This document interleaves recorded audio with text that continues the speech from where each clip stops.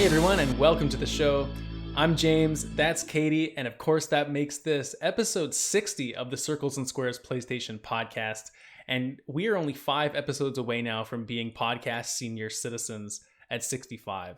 I don't know. I was wondering if 65 was going to be relevant for. It's kind of a weird milestone. It is kind of a weird milestone, you know, but that means if we ever want to, Kate, we can now officially retire from podcasting at 65 episodes when we get there, because that's like the retirement age, right? Like we can. Right, yeah. We can probably go get some cheap pancakes somewhere, I'd imagine. That's right. We can just tell, hey guys, guess what? Check out our channel. We have 65 episodes of the main show now. I'd like my discount. Anyways, how are you, Kate? You know what? I'm good. I stayed up late. Well, not late last night, but I stayed up last night, and then I got up this morning, and I have in like 2 sittings completed a game, which thank you Game Pass. I never get to do that, and it was amazing. And I'm excited to tell you about it. Yeah, I feel like also too, for whatever reason, and maybe this is just my weird perception, but I feel like you don't often play a lot of very short games. Like a lot of the stuff you get into is either sort of longer games like Divinity or Dark Souls or something, or it's like roguelikes, so there's not really a definitive start and end point. I do run a problem, and I think part of it is just because it's like you can only buy so many games in a year, otherwise like you'll go homeless. And so the problem is that like there's always those like couple big games, like, well, I know I have to buy Elden Ring, so that's like already $80, and like I know I have to buy like whatever else is going to come out. So then it's harder to justify or like dip into your funds for games to be like, oh, I want that like small indie game for $15. And so I know what you mean. Yeah. I know what you mean. But like a lot of them are so worth it is the problem. Well, that's what the beauty of Game Pass, right? That's where we're at, and that's why you've played a game called The Artful Escape. But of course, we'll talk about that in just a minute, because I just wanted to give people the lay of the land for the show first. Of course, as normal, we will be starting off talking about the games we've been playing the last little bit. And then for the second half of the show, we're doing a fun activity, which is called, we're drafting our PlayStation 2 classic lineups. So for those that are aware, obviously Sony put out a PlayStation 1 classic a couple years ago with a lineup of classic games on there, and we thought it'd be fun to take our try at seeing what games we'd put on the PlayStation 2 classic. So we'll do that in the second half of the show, and then of course close out with a listener mail question from one of our excellent listeners. So let's start off the show, Kate, with a game called Guardians of the Galaxy from Square Enix, and I've been playing this the last little bit and finally finished it just in time for this podcast. So let me tell you about it. You're interested in this game, right? Like to check it out at some point? I am. Yeah, especially, you know, like you said, Game Pass, it's on there.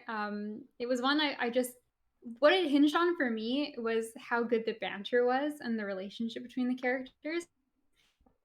And I've heard nothing but really positive things about it, so my confidence is high.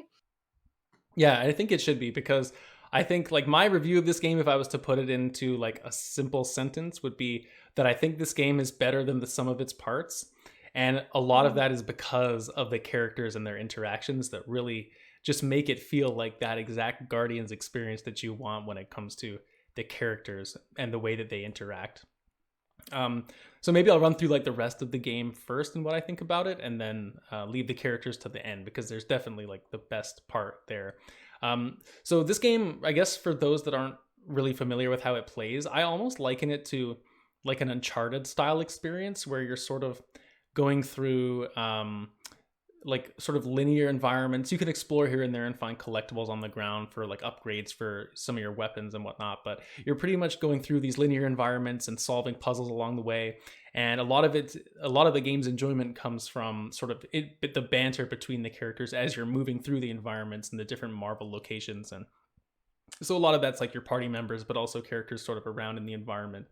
And then occasionally it's broken up, just like Uncharted, into like combat sections. So, but the combat's not turn-based or anything like that. It just happens just like Uncharted. And then after the matches, there's like experience bars and whatnot that you sort of fill up, and you can upgrade your characters and whatnot like that. And I think that the game is really strong in sort of the exploration parts, because the puzzles are never too crazy and difficult. They just they're almost reasons for you to spend more time in the environment with your partners. And you'll do things like, there's a crack in that wall, like you got to call Drax over and he can punch it out, or there's a little area you could cross over, you could call Groot over and he'll make a bridge out of his vines and like get you across. So you're kind of interacting with them on a puzzle solving basis and getting there back and forth. It's awesome in that sense.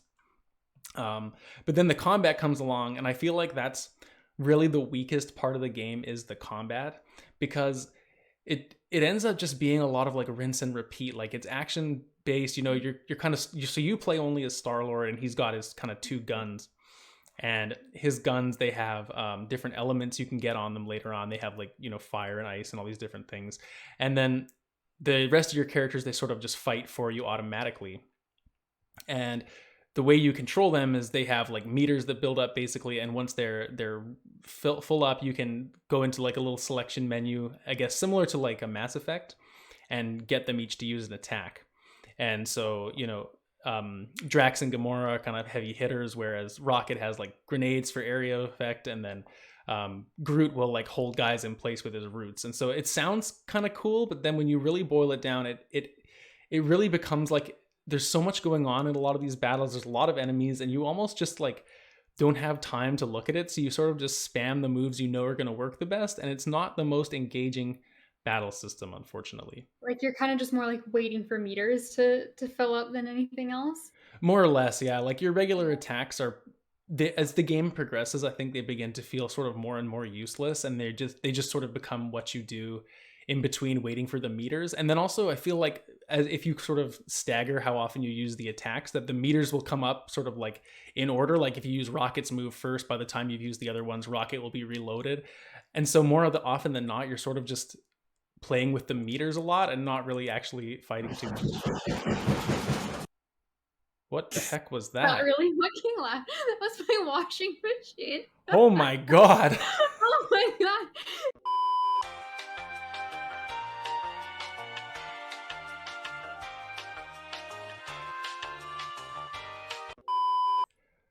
All right, folks, we're back. We had technical difficulties, namely Kate's washing machine nearly fell over off the top, and had to attend to that. So it's fine. It's fine. It wasn't someone breaking into my house like we initially suspected. So yeah, I was getting ready to call 911, but you know what? It's all good, and we can return to the show. I was just talking about the combat. I'm pretty sure in Guardian. So I don't know if you had any questions you wanted to ask or insights. So I'm thinking, like, what's weird to me about this game, and what I would have originally assumed, is that you would be able to swap between the characters. Because that's usually how those, like, squad-based games kind of work. And then, like, the other thing, too, is, like, does it feel like kind of like in the same vein as, like, Spider-Man, where it's a little bit more of, like, a spectacle action kind of game, and, like, it's very visual-based as opposed to just pure mechanic? Yeah, it's definitely not super mechanic. Like, there is, like, you can do last-minute dodges and stuff like that, but it's largely like you're watching it for the visual pleasure, sort of doing it. Like even Uncharted, I think, has combat that's more fun, and Uncharted's combat isn't like the greatest in the world, but it is more like action focused. This is very much like you're trying to keep your distance shooting at guys, and it's kind of like a stiff third person shooter sort of thing. It at best it's kind of just a generic sort of thing, but I'm with you. I really thought that it would be better if you could control and like swap between the characters, because I think that's part of the problem. Is like, it's not that it wasn't fun to play as Star-Lord, it's just that his kit isn't that amazing. Like you just kind of have your regular attack. You can switch elements of the gun, but that's really just to take down different types of shields and stuff. And then he just has 4 moves like everyone else. Yeah. And so it's not. Is it really laggy? No. It's just so fucking loud over here. It sounds like someone just opened up a chainsaw. Yeah, I think we can hear the the washer a little bit, but that's fine. It has never done this before. We'll just keep the show going. This is great. Oh god, I'm too scared to go look. Like, I do not want to walk around the corner and see what fucking havoc has been let loose in my house. Just pretend nothing's going on, and it's like nothing. It's all good. But yeah, that's. I wonder if that's like a cut feature, because you think, especially if it's more like spectacle, like what's fun about those games is like trying out the different moves and seeing like, how it affects each enemy, and like, pulling out the cool weapons that they're all known for different kind of fighting styles.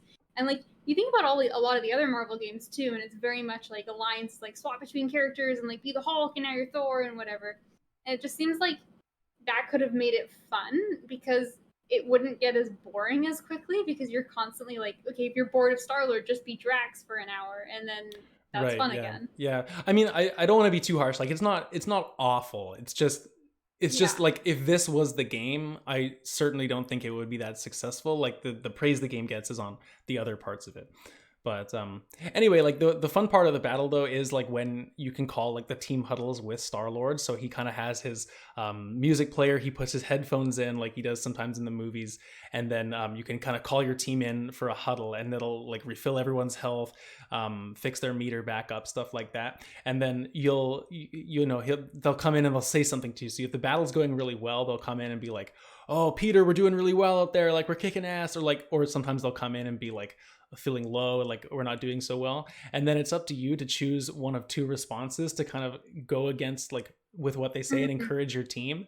And it's just really funny because if you get it right, like either way you get your meter restored and like everything's good, but just the responses they give to you, like part of the dialogue, if you say something that doesn't make sense, they'll just like ream you out for it and make jokes or like belittle you and amongst themselves. And it's just a like extension of how funny the game can be. But then after you use that ability too, you get to play the rest of the battle with the game's one of their soundtrack. Like they have an awesome licensed soundtrack, a lot of like 80s rock, like Rick Astley's on there, like Loverboy. There's like a whole Spotify playlist actually that you can go on. There's like some hair metal and all this kind of stuff. So it's really fun when you do use that, because the battle all of a sudden is like some of these songs are really funny too. Like you'll be fighting some aliens on some foreign planet, and then like Rick Astley comes on and you're fighting them to like Never Gonna Give You Up. And it's just those were the moments that really were like cool in the combat, but it's more of like a gimmick than actually like the system being amazing. That's a shame. Does the music show up in other parts of the game as well? Because that's one of the things that Guardians is really known for, at least for the movies that have come out recently anyway. But like I 100% equate like this type of soundtrack and style to Guardians. Yeah, definitely. Well, you can actually there's a jukebox like on the ship. So whenever you're spending time on the Guardian ship, you can choose any of the songs you want, and it can you can listen to anything at any time really on there. And that's a good thing too, because you do spend quite a lot of time sort of on the ship, which is where a lot of the dialogue takes place too. And like of course it's like throughout the entire game, but when you're on the ship you really get a chance to, similar to Mass Effect, like when you go back onto the Normandy after you do a mission, you can go around the ship and like chat with everybody and see what they have to say. But in this game it's even more expanded. Like the characters, just to get into their personalities a bit now, I guess, because we're getting towards dialogue, they're like exactly how you want them to be. They feel like if you know their personalities in the MCU, like their dynamic, I guess, it's exactly the same. Like Drax has that exact level of over his head humor where he's just so literal about everything. And I think the only change, there's two changes really in comparison to Guardians, like the movie versions with this. I feel like, I don't love Chris Pratt, but I think he does a pretty good Star-Lord. I think that the Star-Lord in this game is probably the weakest of the characters. He's kind of flat sometimes and kind of weird, but it's almost like okay, because Star-Lord is a bit of like a dweeb. so yeah, it kind of like fits his personality. And then the other change is that Gamora is actually interesting. She has like so much to say. She's kind of like, what's the word, like sarcastic with her comments, but in a way that's like really intelligent. And she has some really heartfelt moments that come around as well. You really get to hang out with these characters a lot.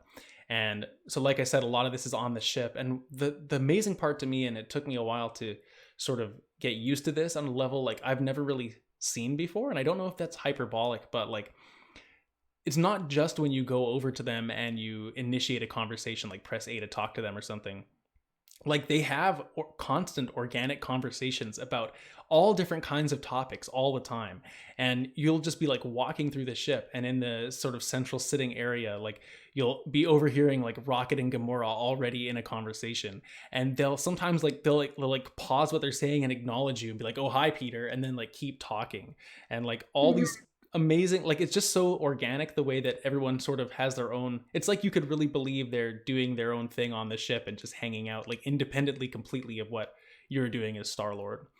And it's like all the exact same funny stuff you'd expect, like I am Groot coming in at weird times when you can kind of infer what he's trying to say, and like Rocket, you know, complaining about everything, Drax just making stupid comments, and like it's wonderful the way they do it. It's truly like worth playing the game if you have interest in the Guardians, just to experience like hanging out with these characters, even if you don't really care to actually play it.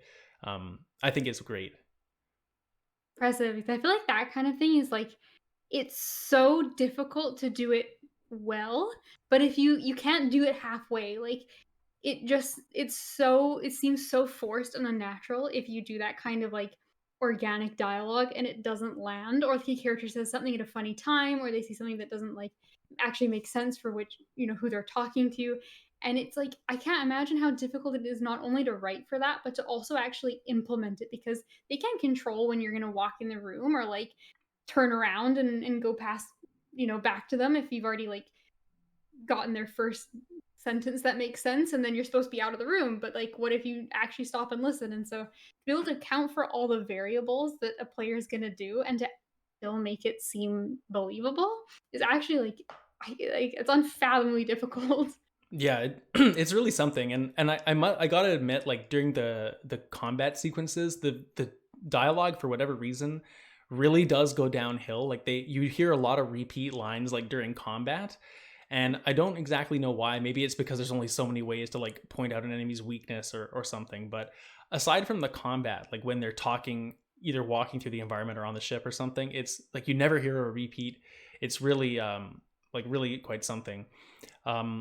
And then the ship's also cool in other ways too. Like you to kind of go to the next location after you beat a chapter, you're sort of on a planet, back to the ship, hang out. You can do your upgrades at Ratchet's bench, so he'll come over and be like, "What do you want, Quill?" and like chat to you. If you don't take any upgrades and you're kind of just like back out without doing anything, he'll like complain at you for wasting his time sometimes, or stuff That's like cute. that. But once you've done your thing on the ship, you kind of go to the cockpit and you go to your next location, which is like the next mission. And like walking up into the cockpit is so cool because you're Star-Lord, and so it's kind of like almost like a Megazord in Power Rangers, where you've got like the 4 chairs in front of you for your teammates, and then Star-Lord's kind of in the back, in the middle, and you sit in this chair, and it goes from like third person to first person, so you're actually sitting there as Star-Lord, and you can kind of look around at the different gauges, and he's got like his little tape player there, and like his Chewbacca figurine is like on his thing, and a bobblehead and whatever. And then the Guardians will all like walk in from behind you and sit in their chairs, and they'll like turn and face you, and you'll have a kind of a team debate, or like, you know, you'll make some of the game's choices too, because it does have those like narrative things of like, oh, how are we going to repay our debt? Like, and then Drax will say like, oh, we'll go kill this monster and sell it to whatever black market to like make our money. And then Rocket will be like, oh no, we'll just go steal from this place, like I know where it is, and you'll have to like side with one of them and decide where to fly, and then you'll go on. And it just feels really great. I did look up after the fact, like the game does have branching paths, I guess, and you can sort of make different choices. I know in the E3 demo there was like you could choose to throw Rocket over the chasm, right? Or like go find a different way over a path. But unfortunately, the game only does have one ending, so it's unfortunate. I think that there's not even like some slight maybe variations in like, oh, different choices could kind of do something, but I don't know if that leads into like they wanted to end in a certain spot for a sequel at some time or something like that. But it would have been nice if I felt my choices maybe mattered a little bit more. I feel like I didn't feel like they mattered a whole lot during the game, to be honest. And then after reading that, you know, once I finished the game, I was like, oh, that's kind of too bad. And does it change too? Like, I would have thought, but I guess maybe not then, that it doesn't really change your relationships with the characters too much. Like if you like never take Rocket's side, you're like, Rocket, every single idea you've ever had this entire game has been terrible, and I've shot it down. But like Rocket doesn't change how he approaches you. Like he just sort of takes it in stride, and like you go on to the next thing. Yeah, I mean, I guess so. I think it can change some of like some of the dialogue in terms of like he might be a bit more sarcastic to you or something like that, but I guess it won't really result in anything too much, unfortunately, because I know like that's kind of the standard in a lot of choose your own adventure games these days, right? Is like like again, like Mass Effect and BioWare and all those, but there's so many examples of games where like your choices make an impact, and like different endings are possible. Like even something like Dishonored, right? Like that's not even that new of a game, and there's different endings you can sort of get. So it's Yeah. kind of dated that it doesn't have that, I guess. But I don't know. I mean, it's one of those things, like it's not like it's a necessity, right? Like the game still makes it feel like at the end of the game, like some of your choices, they do come back. And I don't know, like you can there's a character called Lady Hellbender in the game, and you can sort of interact with her in a couple different ways throughout the way the story goes. And like at the end of the game, she came to help me with a final conflict, and I could envision maybe like, depending how you've gone through the game, it's a different character that comes to help you, or something like that. But that's sort of the extent of like the choices that the result. But anyway, yeah, Guardians of the Galaxy, great game. Like I said, better than the sum of its parts. And if you have an affinity for the characters, or you find the movies hilarious, like especially if you're in it for the humor, like games, I think we've spoken before, like games don't often do humor well, and this, I think I would probably say, is the funniest game that I've ever played. And Oh, that or is like, a big accolade. I mean, there's not a lot of really funny games though. Like I legitimately laughed at this a lot. Like if you watch a Guardians of the Galaxy or Avengers movie and you find like Mantis and Drax funny, like you're gonna find this game funny, is what it comes down to. And so I really think it does a good job of that. Does Mantis go in your ship with you? Like she's a party member? She's around a little bit. She's not like part of your party, but she is a present, and like you spend a decent chunk of the game with her, so she is around. Okay. Yeah. That's good, because Loki, I think she's one of the funniest, best characters in Guardian. She's so good. Yeah, and she's one of the best in this game too. She's like very, very funny. Probably the most jokes actually come from Mantis, I would say. Okay, but it is on my list. I will eventually play it. One day I will beat Elden Ring, and I'll start playing new things, I promise. Yeah. Well, just one more game for me to talk about very briefly. I've been playing a little roguelike, sort of in the vein of Hades. I just wanted to bring up because I don't know how much more I'm going to play it, and I just want to talk about it while it's fresh in my mind. But it is one of those Game Pass specials. It's called Dreamscaper. And the game loop is like very similar to Hades. You know, you kind of go into a dungeon, you have a loadout that you start with, you can find different weapons along the way, different upgrades, like, boost your fire damage, boost your wind damage, all these different things, you know, different spells you have on you, summons. Like it's basically a clone of Hades in terms of its play style. And it's pretty fun, you know. It's the kind of game, like I kind of booted it up. I needed to kill some time sitting at my computer, and just like, it's a good game to do a couple runs, right, and just sort of check out, like that format works so well. And I didn't love it at the start of the game, but the more that I played it, I don't know if I've just kind of become motivated to like see it through to the end or something, but I've grown to like it more and more. So I guess a few of the differences from Hades, or at least the way I remember Hades, maybe you can tell me if I'm wrong, but so you kind of have like different equipment, and the more you use it in the dungeons, it kind of levels up and ranks up, so it gets better the more you use it. And then you're sort of going through like down floor by floor, just like in Hades. And you're collecting Hades, you're going up. Yeah. That's the key difference of the game, actually. And so you're collecting like different currencies while you're down there. So, you know, you have like those in Hades, you have like dark orb or whatever, and you can use it to do permanent upgrades. Like in this, you've got a few different currencies. So like one is for your personal attributes of like your health and your stamina and stuff.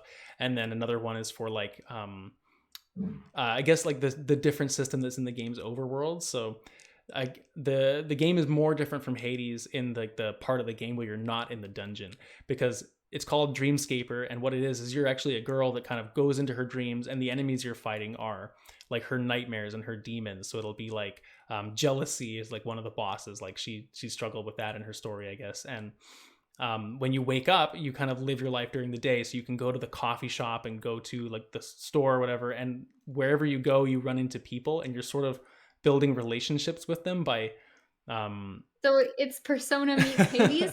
Sort of. I mean, exactly what I'm getting. Persona is really overselling the relationships you get. Like you do kind of like level up. You can give people gifts. Like one of the currencies allows you to craft little items in your bedroom, so you can like, you know, paint a picture or write a song or you know, different things like that, and you can gift them to people. And the more you get to know them, you sort of know like, oh, this dude's into hiking, and I found like this picture of a campsite that I can give to somebody, so maybe he'd like it. It's kind of a weird gift. It's kind of a weird gift. It is weird.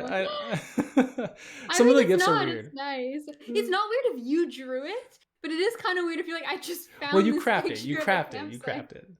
you know. Like, maybe. Look, it's a gift, okay? It's for free. Nothing's Right, weird if it's for free. okay. Um, It's a that's- good life motto. Nothing's weird if it was free. yeah. But anyway, you're kind of just doing that. Every run, you're stronger. You unlock different rooms. Like there's like there's a few challenge rooms you can run into in the dungeons, and it's like almost like a minesweeper game, or like a what's that game? You're like filling in all the lines and making them connect properly. It's kind of like those type of puzzles you do. Um, Tetris, I think. yeah, something like that. Not quite, but Yeah. there's just the different rooms you'd expect in a game like Hades with Like weapons. Tetris. Like Tetris, yeah. I don't get Tetris This in is my so Hades run. Shitty run. this is so off the rails. But yeah, Dreamscaper. I mean, it's kind of, I don't know what else to say about it other than that. It's just sort of like if you enjoyed Hades and you want a different take on it, like instead of Greek gods, you sort of have this everyday regular girl, and she sort of has these memories that come up and throughout the story and whatnot. Like I've been skipping a lot of the dialogue, to be honest. I'm just sort of wanting to get to the end. But it's Okay. fun. Like the That was mechanics my are good. question because that was my question because I have this game actually installed because I just, when you get Game Pass, you're like, here's 50 games on my computer now. Maybe I'll play them one day. And this was one of them. And what's cool about that game is the story sounds interesting because of, like just the whole concept of kind of like in that Persona sort of way or like a Psychonauts kind of thing of like confronting your, fears or things that, scare you or your like the negative parts of your personality. That sounds like a kind of game that would be very story focused. So, It sounds like it, but I mean, but it's not. I wouldn't say it's not story focused. I just don't think the story grabbed me. Like that concept, that pitch Right. that you just gave of like going into your fears and exploring your mind, like something like Psychonauts or Persona or those, like they do such a just a more in-depth job of it, like this game, Mhm. it's kind of like the reason that you're going to confront your fears is because that's what they want to base the dreamscapes that you go into on. Right. So like one of the first one you go to is like where she lives, it's her family house, and then you beat the kind of the memories around there, and then the next one's like the campground and stuff like that.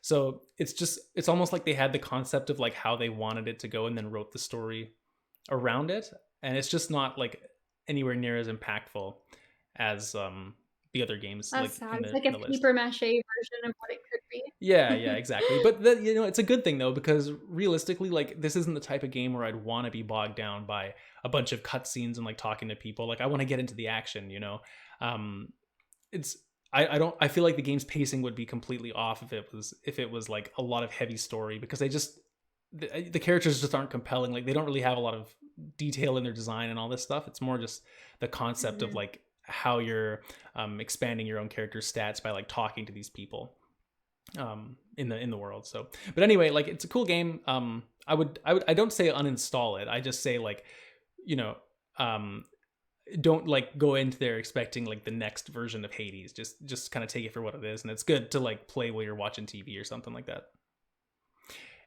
Yeah, anyway though, that's what I've been playing. I'm thrilled and excited to hear what you have to say about one of my favorites from last year, the Artful Escape. So please fill me in.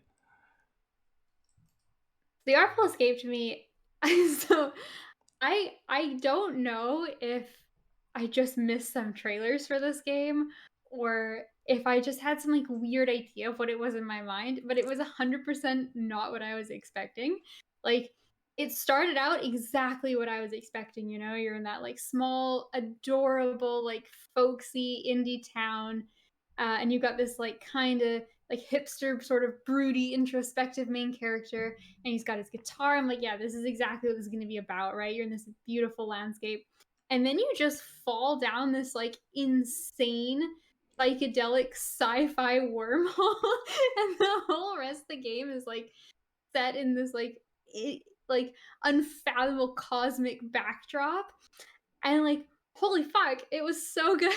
But Wasn't it? I Okay, was good. I was very surprised by this game that I thought I knew a lot about because it won so many awards and like Yeah. everybody and their mom played Artful Escape and loved it.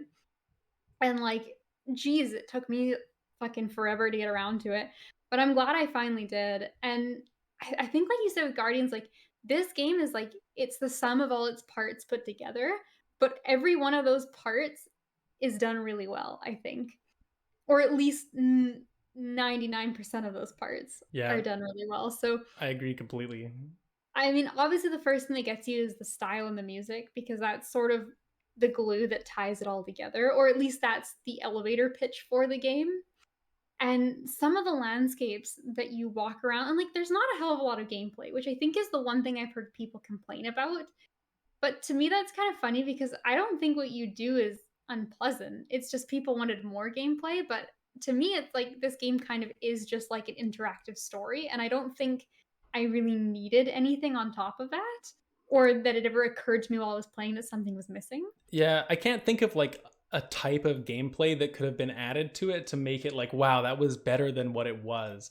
You know, like it almost feels like you want to just walk to the next thing to continue the story.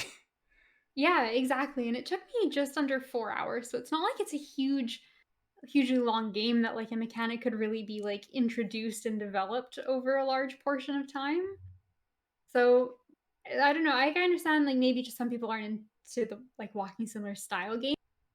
Yeah, so it took me just under 4 hours to beat, and I think with a game of that length, like, I'm happy to just experience it, like, that's what it is for me. I don't need, like, a mechanic that I'm gonna, like, learn and improve and get better at as I go along. I'm just, like, along for the ride, I want to experience it. Maybe if there's a little bit of variety, that definitely helps, but I think it's just one of those things where I understand if that's not your style of game and you wish there was more of, like, a rhythm game or something, but I think it was exactly what it set out to be.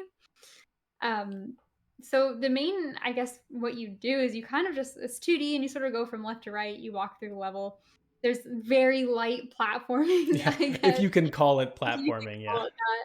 Exactly. But mostly you're just like shredding on your guitar and running through, and it's just an artistic masterpiece. Like every environment you go through is like a little bit of a different sound to it. So your guitar plays a little differently. There's some different background music going on, and you'll run past flowers and they'll bloom and light up, and like fireworks will go off in the background as you're passing by, and you'll be like jumping on like mushrooms that make noises when you step on them. So it's like it's, do as you go. it's Like really a trip, isn't it? It's really something.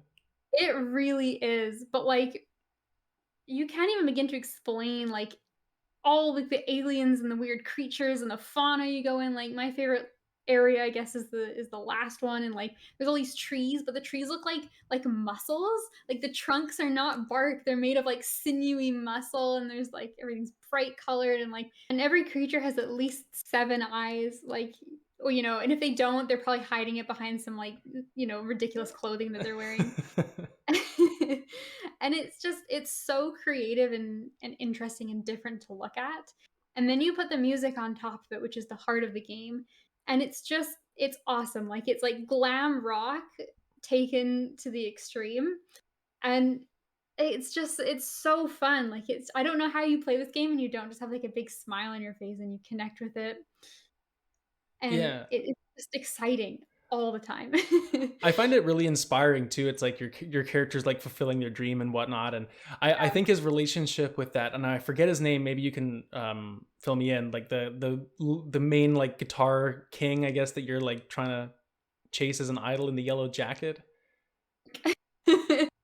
Mark. Yeah, is his name Mark? His name is Mark, but he goes by, like, Star-Lord. It's Oh not yeah, Star-Lord, yeah, yeah, right, but I right, got right. that in my mind now. Yeah. Um, Whatever he is, I really like his dynamic and like the way he sort of strings you along throughout the game, and then you sort of uncover what's going on with him. And that whole thing played out, I think, like in a very satisfying way as you move towards the end too. yeah, so the story is obviously the next big pillar of the game because it's beautiful to look at, it's beautiful to listen to, but you have to have a reason for doing it, otherwise, why are you there? Um, and I think, like, it's not extremely subtle, and it's relatively predictable, but the writing is fantastic. And all of the characters I felt were very believable and very well realized. And the voice acting is so fucking good too. One of the Game of Thrones actors is in it, and that kind of Oh, like really? surprised me a few times. Yeah. Which character is Um, that? the actress who plays Cersei is in it, which is maybe one of Really? the funniest people. Yeah. She's got a I don't want to say who she is because it's Yeah. kind of I'll like have to a look that up. I'll have to look it up. reveal, but yeah.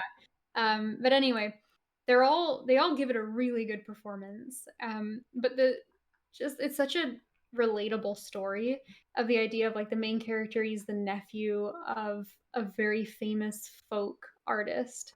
And so the whole town, like the whole small town, like all they're known for is that this artist grew up there, and they have like festivals for him all the time, and like he has like posters so he can play his first concert, and the picture on the poster is like him small in the corner, and it's like Francis Vendetti, nephew of, and then like a massive picture of his uncle. Like he's like hardly on his own poster.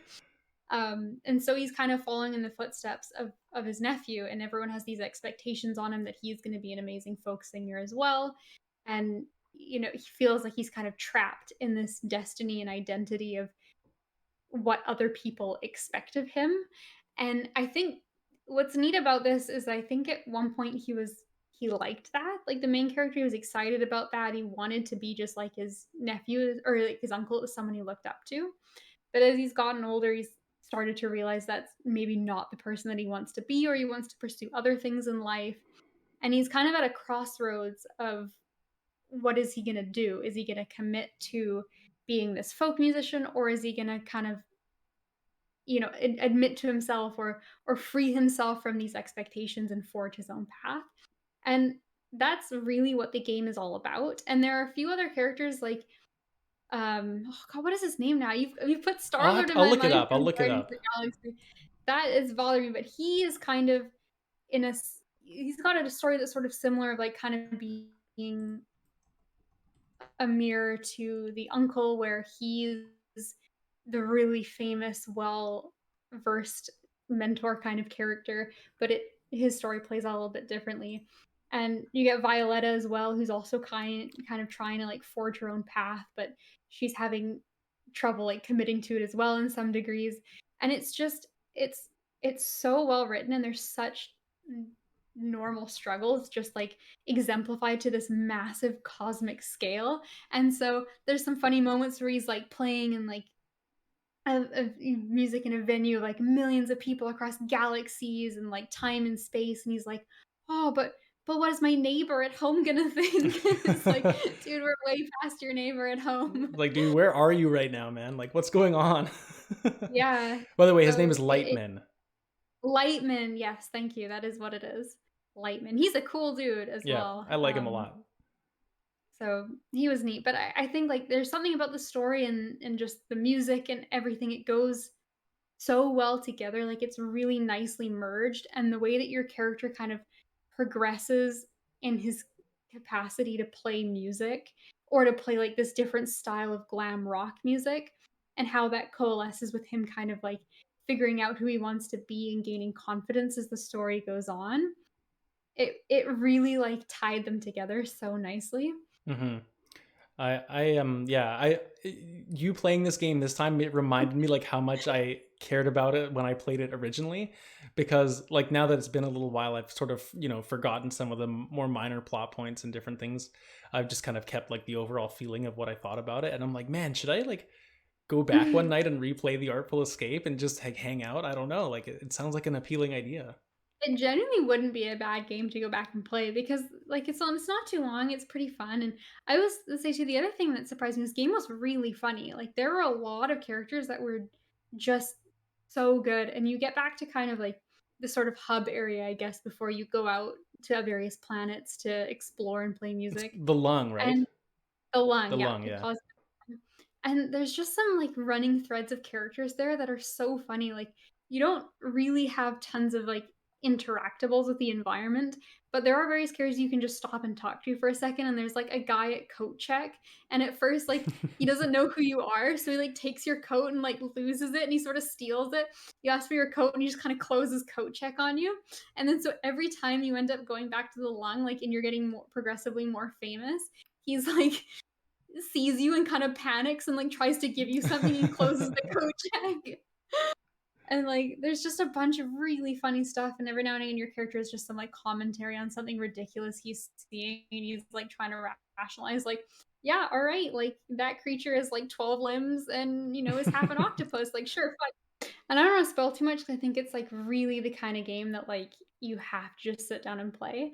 But there's one other character, and every single time, like, this character was just very much a joke, but everything they said like had me genuinely laughing. Was like near the end of the game, you meet that character. I think her name was Frida, and I have to she's the look one her that up.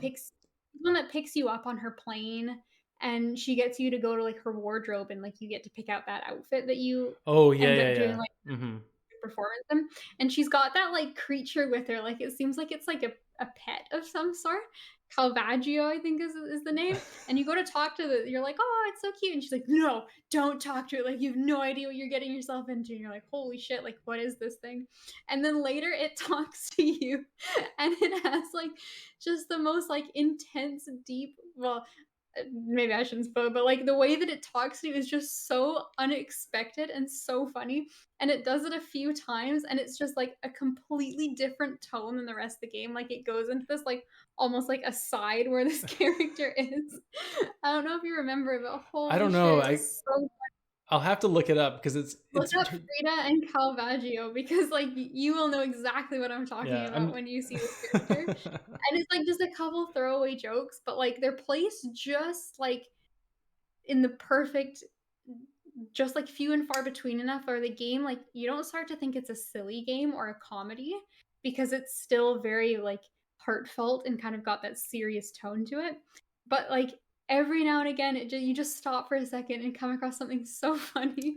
Yeah, it's well paced, like in its tone of writing. Mhm. You know what I mean? Because it could be the kind of thing like this is the kind of setting when things get so far out and ridiculous, and you're like, I think that's the kind of setting where you can easily lose a lot of people, and you just be like, what the hell is this? You know? But it's so grounded, like you said, and like he's always caring about like, oh, what are people at home gonna think? Like it maintains really that grounded perspective, and then also like the jokes are just excellent levity points when you're like you just might be getting a little bit deep or like heartfelt or kind of like wacky, and then all of a sudden there's just something funny and you laugh for a minute and you're just kind of back in the right mindset to continue on with the journey. And I just think it's like that like 3 to 4 hour sort of time frame and everything. It's a great package for what it needs to be.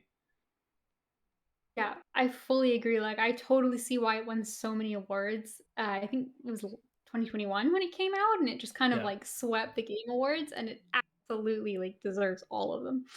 Okay, so just to finish off the point talking about this game, then I have an interesting question to pose to you, which is that now that you have Game Pass, I know I've recommended a few games over the last little bit, and you've played two of them now, and between this and Unpacking, and I just want to know, like, if you had to say right now, which of those would you say is better?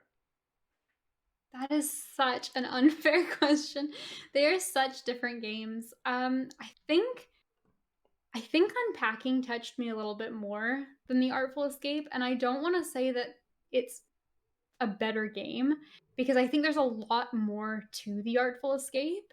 I think it's a lot more of a like complete package. But there was just something about, and so it's not to the credit of Artful, but there's just something about the simplicity of Unpacking and just the storytelling in the subtlety of it, in that there's no dialogue. The game doesn't, tell you to look out for certain things that you unpack, or it doesn't tell you anything about the girl's life, but just the amount of things you can infer from the gameplay and how the levels unfold. And then I think just it was a game that I can resonate a bit more personally with as well. Like, I have moved a fair amount of times in my life and with various different situations, either with family or, with a partner, or then on my own after we split up. And I can relate to that more so than someone like, Vendetti, where he's got so much more like that kind of like specific pressure to be a certain type of person, which I've not experienced as much. So Sure, yeah. I think it I think I agree with you, but it's an interesting debate because I think they're both like standout indies from like recent like yeah. Game Pass standout indies, and I think it's just a interesting comparison.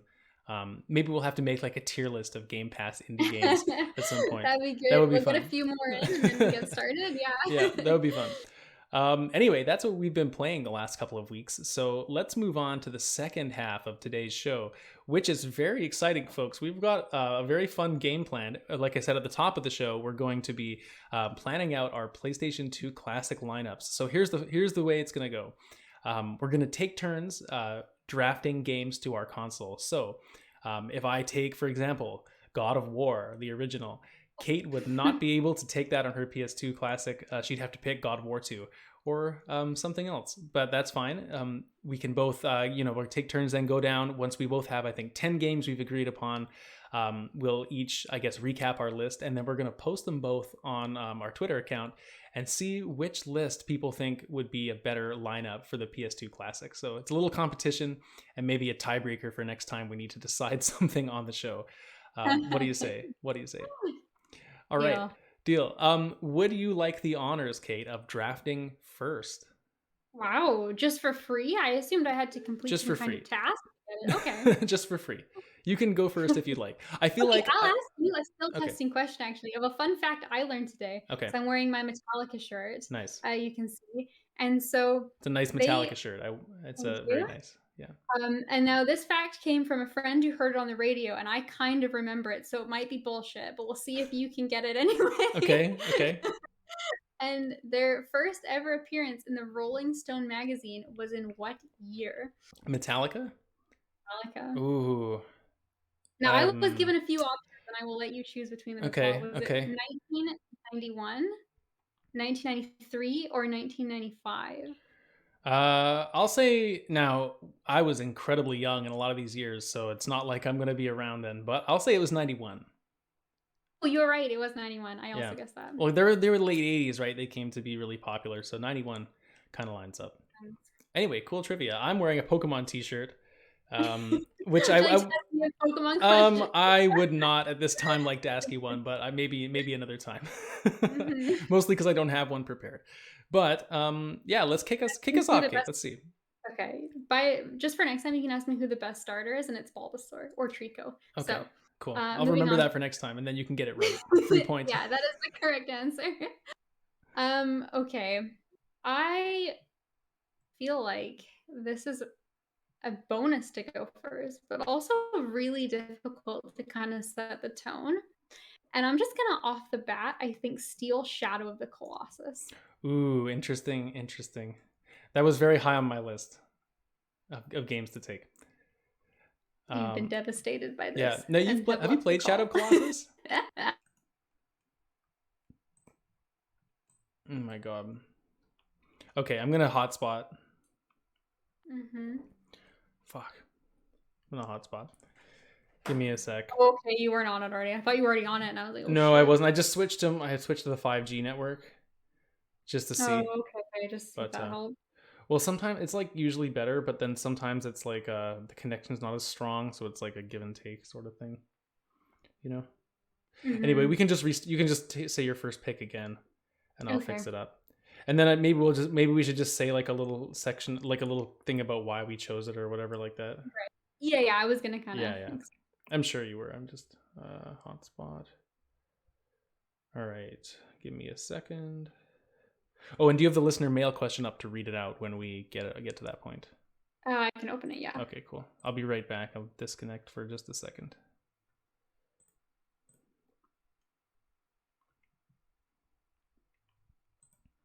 All right, I'm back.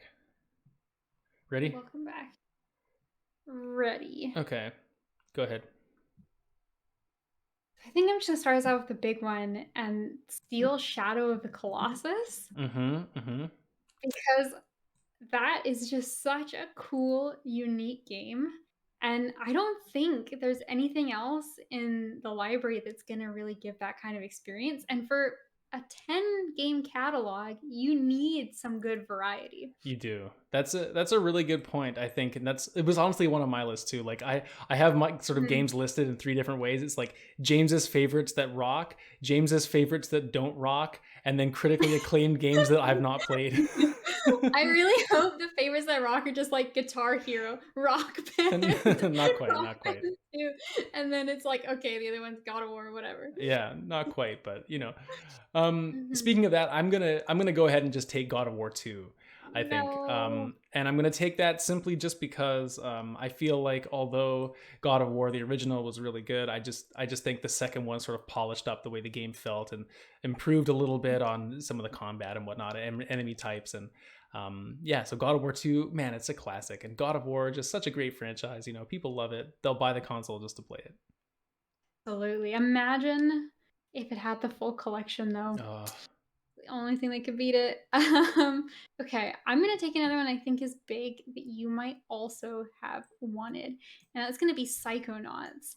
I did not Interesting. realize that the original Psychonauts was a PS2 game, but it was. And as we mentioned before, just the concept of that game of like going into people's minds and like kind of like dealing with whatever mental health issues they're having by like physically going in and doing some kind of like action platformer level was such a cool concept, like to the point where like when Psychonauts got a sequel like something like 10-15 years later, everybody like was their mind was blown. Yeah. So like, oh, you bought the sequel, well come back to play the original Psychonauts. Yeah, seriously. You know, it's funny, when I was looking this up too, I actually also didn't realize Psychonauts was on the PS2. I Mhm. thought it was an Xbox exclusive all along. So Yeah, so that's did I, but interesting. no. Yeah, good pick. Okay, let's go with something that I think is a game that maybe not the highest like reviewed game, but something that people really want and is like rumored in the remake mill all the time these days. I'm gonna take Simpsons Hit and Run because that is a classic open world game, and I think it would be a huge seller. No! That was on my list. I put that on my okay.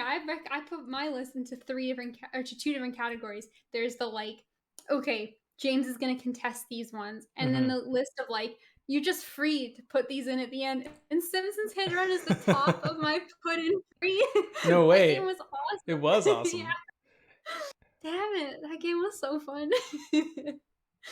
Fuck, I'm gonna buy your console now. I hope we get both for free at this point. We're creating the list. Come on, this is like half the You're work, right, right? Of you're making the right. What if console. we just merged them and had a 20 game I think console? we should propose this to Sony just in case they haven't thought of it after we're Right. done. Anyway, your turn. Yeah, I'm sure it never occurred to them that they could do a number 2. Definitely not. No. No.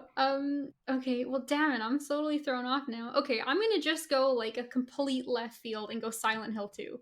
Okay. Uh that's supposed to just be one of the king of horror games, and I've never played it and I'd really like to. So Fair this would be enough. a great opportunity for me. It would. That's a good call. Hmm. All right. Let's see. I'm gonna go for now. This is a critically acclaimed game that I don't think you've really played, and I barely played too. But it's something that for sure would be like one of the highest requested things. Would be GTA San Andreas. So I'm gonna take that, even though it's not like I wouldn't play it, but you know, people would definitely play it. The problem is now you've got GTA and Simpsons Hit and Run, which are basically the same game, just Well, wearing different coats. okay. Well, we'll see. I mean, So still got a few games to go. I think you backed yourself into a corner, but whatever. All right, Okay. let's see you avoid taking more than 2 action platformers throughout this this experience. Uh-oh. All right. Fine. Let me just cross about 17 things off Yeah. my list. And I'm putting Taiko Drum Master Hell yeah. on this list because that game is just straight fire and you need a rhythm game. You do. And again, I've never played it, but I really would like to. So I think you might see a trend in my list to some degree. Okay, well, a trend in my list is that I'm picking a few of my all-time favorites, and when it comes to my all-time favorite games, I'm going to take Final Fantasy X. My favorite Final Fantasy, and honestly, my favorite PS2 game. So I think it easily deserves a spot, and I think you might have wanted to take that because you probably knew I wanted it. So I'm going to go and grab it. That is a cool game. That is a cool game. Okay, I'm gonna go for something weird. And I have 2 games here, and I couldn't decide between the both of them. So would you please choose either the left or the right? to Okay, okay. help me on here? Let's go with the left. With the left? Okay, so we got SSX. Nice. SSX 30. Would you like to know what it was up against? Was it SSX Tricky? No, it was up against Splashdown as my sports game. What the heck is Do Splashdown? you remember Splashdown? We No. definitely rented it. So SSX is the like awesome snowboard like racing game. Everybody knows it for that one cool song. And then Splashdown was like basically the same game, but instead of snowboarding, you were riding those like what are they called? They're like the Like a motorbikes Sea-Doo? A that go with Sea-Doo? water. Yes, Sea-Doos. It's like a Sea-Doo racing game, but it's known for having like a really funny announcer who's just like a total bro, and he's like, "Whoa, out of bounds!" Stuff like Yes. that. And it's such a silly game, but it's genuinely pretty fun. Fantastic. You're taking SSX Tricky, right? Like I'm the one we taking played. SSX. Okay, Yeah. yeah. I wanted to make sure to clarify because otherwise I was going to leave Tricky as my 10th pick when you were going to take 2 snowboarding games. So What if I do? then God bless you trying to sell your console. All right, so we have 4 games in here. I got to get some variety going on because I do have like a few of the I feel like I've got like the popular ones, right? Final Fantasy, God of War 2, GTA, like those are 3 really big ones. I got to get some more niche stuff. You got your box art, so now you just Exactly. So I'm going to fill it out here with my first game. Now that I know you've got some rhythm games on the mind, I can't let you be the only one with like a rhythm peripheral with those drum master things. So I'm going to take Rock Band because that was released on the PS2, and I think that would be pretty cool to have. Okay, that was another one I did consider. There's a few Guitar Heroes on there as well. Like you were kind of getting into that, like when they were just getting super popular. I definitely associate it more with like the PS3 360 era of games, but like it was on the PS2, so it'd be cool to have it on the collection. Agreed. If they'd package it with a drum set, 2 guitars, and a microphone, but that was my problem. I was like, that was the problem with Rock Band. I was like, you know, I need the peripherals. Like that's weird. I mean, this is Fantasyland. It can work out for this game. In a perfect world. Okay, I think the next game I'm gonna get is Surprise. One I haven't played, but I always thought kind of looked cool, and I know people really like it. Is Okami. Okay. Which a PS2 is that one where you play as a wolf. It's like that really stylized, like beautiful anime RPG. And you took Final Fantasy, so this is how I'm gonna get my JRPG kind of game in here. Is I'm gonna take the dog one. Nice. Okay, that works. That actually wasn't on my list. Kind of weird that it wasn't because I know it's like one of those that everyone talks about from back then. But okay, let's change it up here. I think one thing that's lacking from sort of the PS2 era is first-person shooters. You don't get a lot of those, so I'm gonna put on another one of my favorites, and this is from the James's Picks That Don't Rock list. This is 007 Nightfire. Because that was a great first-person game, one of the best shooters. We had so much fun playing that back in the day. Remember that level with the 2 cable cars, like going up from the ski resort? And that one was so fun. You would just like be in a cable car across from each other, like trying to snipe as you're like moving. A sniper. It was like every now and again you can get like a laser, and you just sit there with like this massive laser gun. That was awesome. Oh, what a game! Like there's like one character that you could play as who was like dressed in all white, so we would like totally camo into the level. Yeah. What a game! Was awesome. What a game! I'll never forget. And the homing rockets, man, those were fun. Yeah, and that's where we had a good time with that one. I don't know if I ever actually beat the single player. I don't think we really even played the single player on that game, to be honest. I think I played like 1 or 2 levels. There was like some weird driving thing where you were like in the Aston Martin, like dropping oil slicks and stuff. And I'm like, I don't want to do this. Like, I just want to shoot people at the ski resort. That's all. Only at the ski resort. Fuck every other level. It was the best though. Okay, that's good. So I'm getting down to 4 games, and I'm starting to think I've got to be really intentional about my selections here. So I'm gonna go with another kind of like scary game. But this one I thought was always super unique looking is Fatal Frame.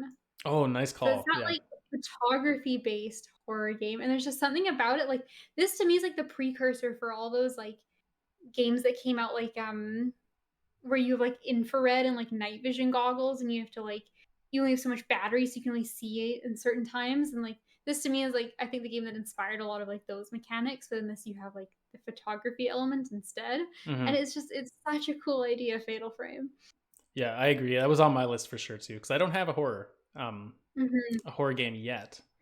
Am I going to pick a horror game? I don't know, because there's only a few spots left, like you said.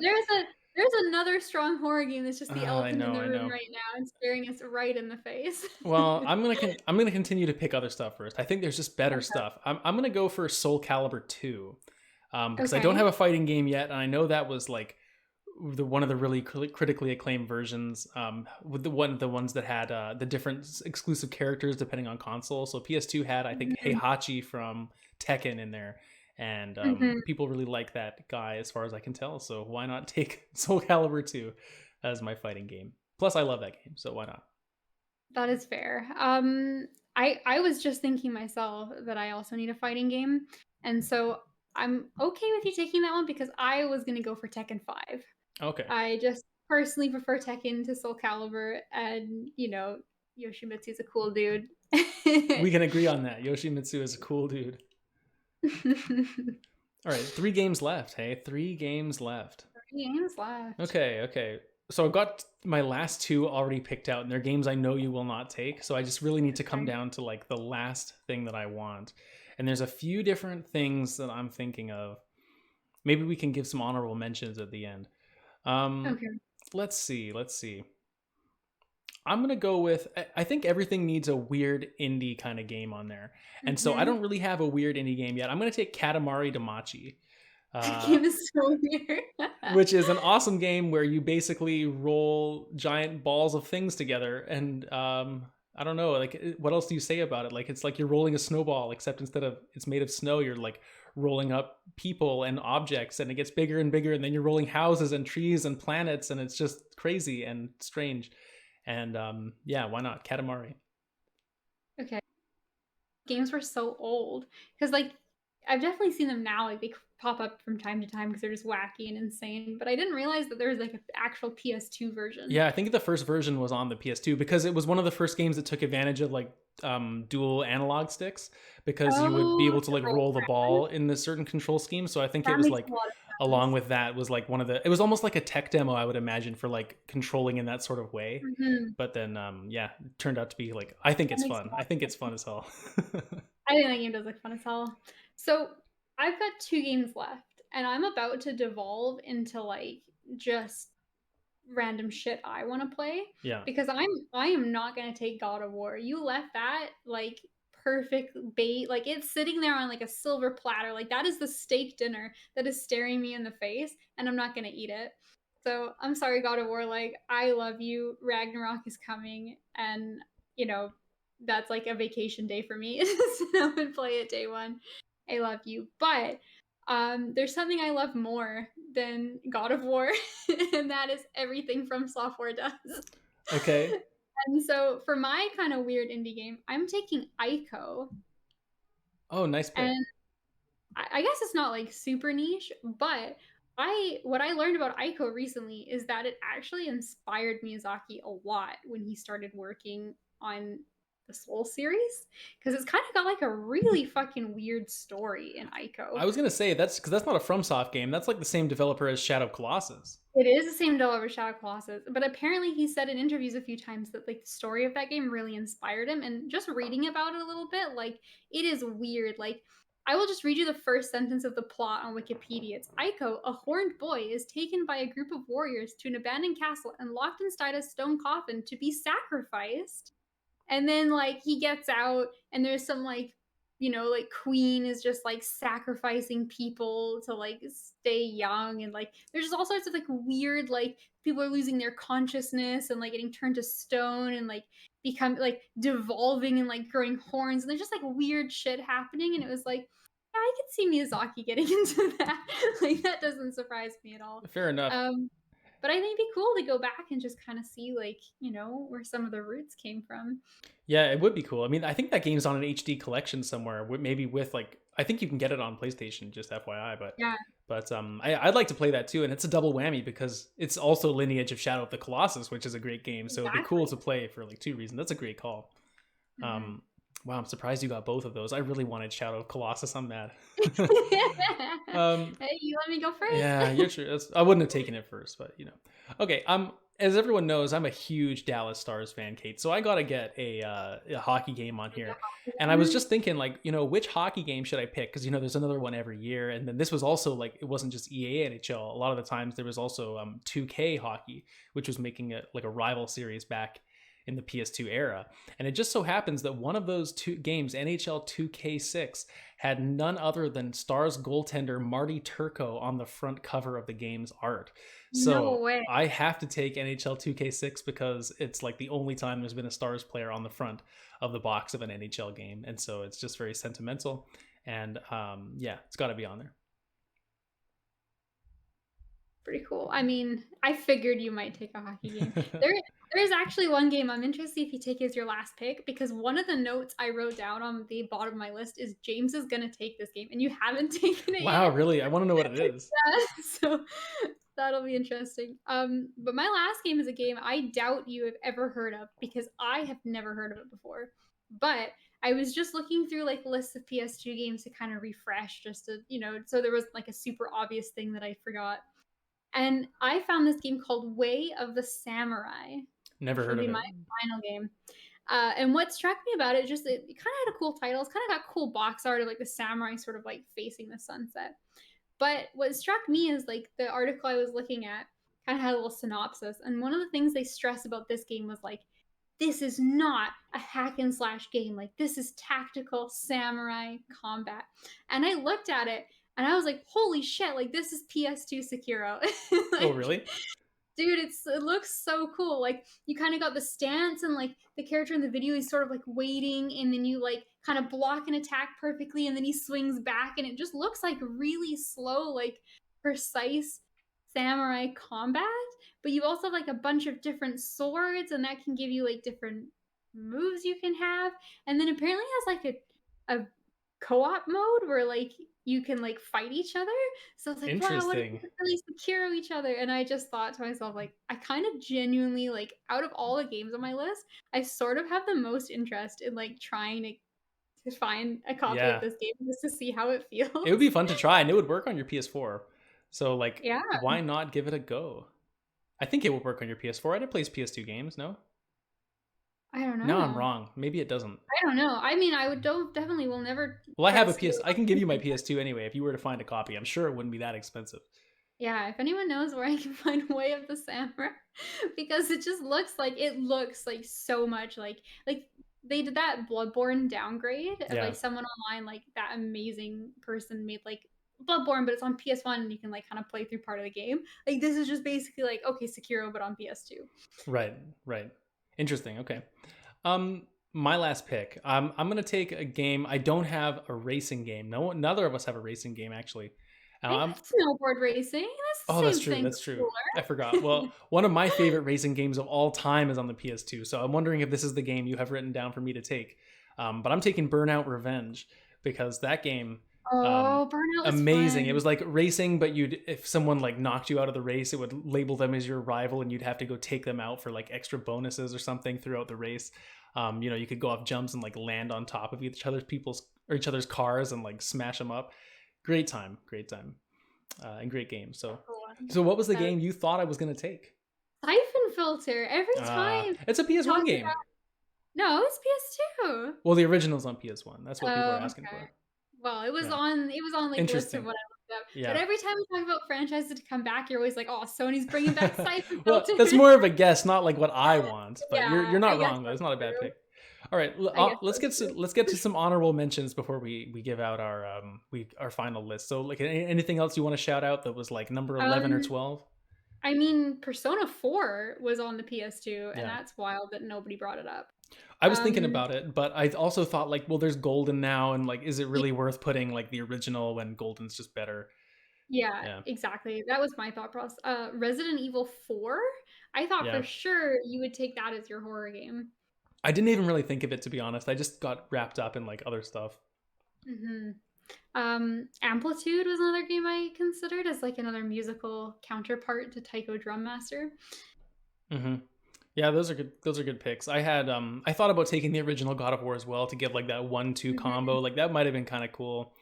Ratchet and Clank obviously has a lot on the PS2, but I feel like those games are just really easy to pick up on a lot of different collections and platforms and stuff. So I did Mhm. go for it.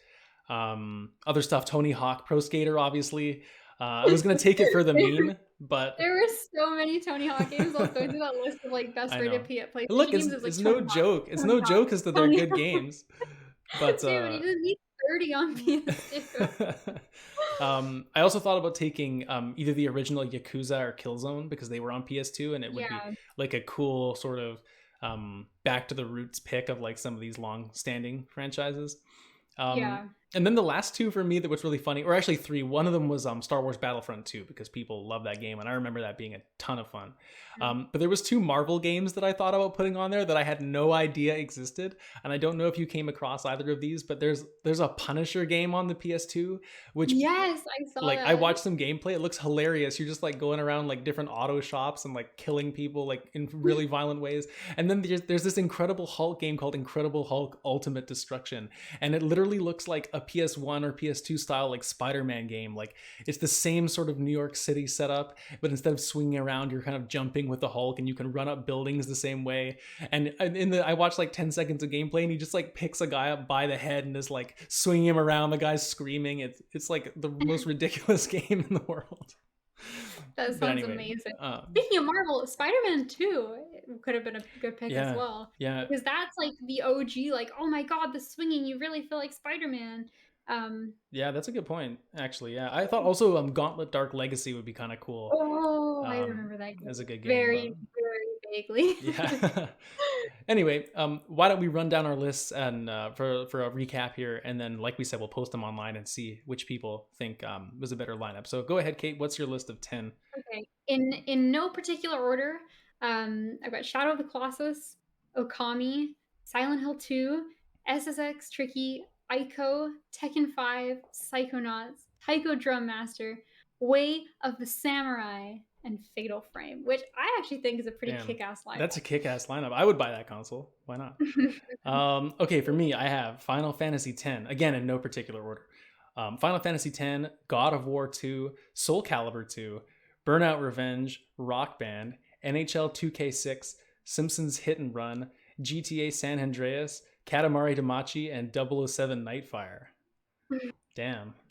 I might consider buying that. Yeah, also a good lineup, but hey, that was also really fun actually. So yeah, well, why don't we move on to the last part of the show, which is of course our listener mail for the week. And if you want to be cool like our friend Jazz, who will read his question in just a second, and you want to write into us, you can tell us what you'd put on your PS2 classic. You could tell us what you think of our list that we just made.